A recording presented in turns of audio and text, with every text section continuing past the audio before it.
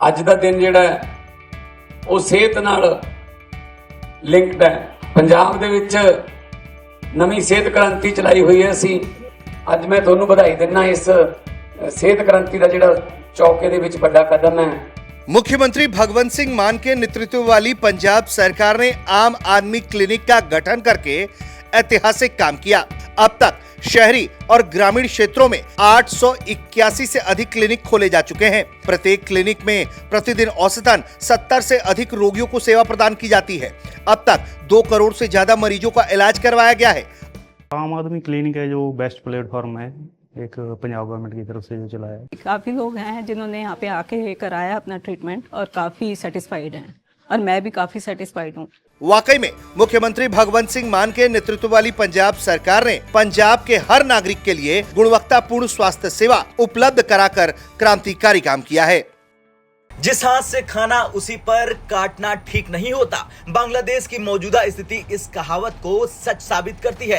हाल ही में बांग्लादेश ने Rooppur nuclear power plant में भ्रष्टाचार का आरोप लगाते हुए भारत और रूस पर $5 अरब के गबन का आरोप लगा दिया। दरअसल रूपपुर न्यूक्लियर पावर प्लांट जो बांग्लादेश में सबसे बड़ा न्यूक्लियर प्रोजेक्ट है, विवादों में आ गया। बांग्लादेश के एंटी करप्शन कमीशन ने एक रिपोर्ट में दावा किया कि इस प्रोजेक्ट के तहत लगभग $5 अरब की फाइनेंशियल अनियमितताएं हुई हैं। रिपोर्ट में शेख हसीना, उनके बेटे सजीद अहमद वजीद जाय और भतीजी तुलिप सिद्दीकी पर इन पैसों को मलेशिया के ऑफशोर अकाउंट में भेजने का आरोप लगाया गया है।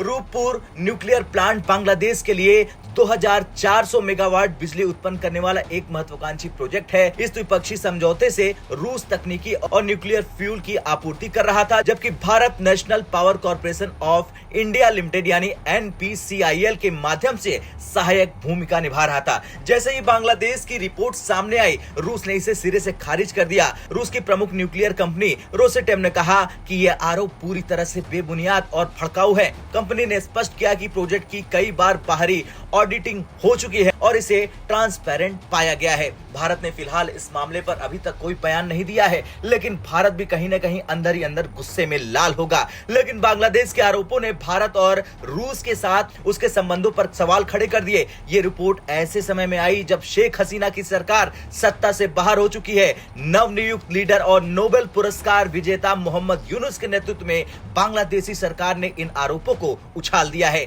लेकिन अब यह स्पष्ट है कि इस रिपोर्ट का उद्देश्य राजनीतिक प्रतिशोध और भारत रूस को बदनाम करना है। रूपपुर प्रोजेक्ट की कंस्ट्रक्शन 2017 में शुरू हुई थी और ये 2025 तक पूरा होने की उम्मीद थी। शेख हसीना की सरकार के दौरान इस प्रोजेक्ट पर सुचारू रूप से काम चल रहा था, लेकिन जैसे ही सरकार बदली, भारत की ट्रांस रेल लाइटिंग कंपनी ने अपने सभी वर्कर्स वापस बुला लिए, जिससे प्रोजेक्ट ठप पड़ गया। रूस ने भी साफ कर दिया कि बांग्लादेश का एंटी करप्शन कमीशन केवल भड़काऊ बयान दे रहा। साथ ही रूस ने कोर्ट में इन आरोपों का सामना करने की चुनौती भी दे दी है। अब अगर बांग्लादेश इन आरोपों पर कायम रहता है तो इसका सीधा असर रूपपुर प्रोजेक्ट और देश के भविष्य पर पड़ेगा। खैर, बांग्लादेश का ये रवैया अपनों के खिलाफ जाने जैसा है। भारत और रूस इस प्रोजेक्ट के प्रमुख सहयोगी थे।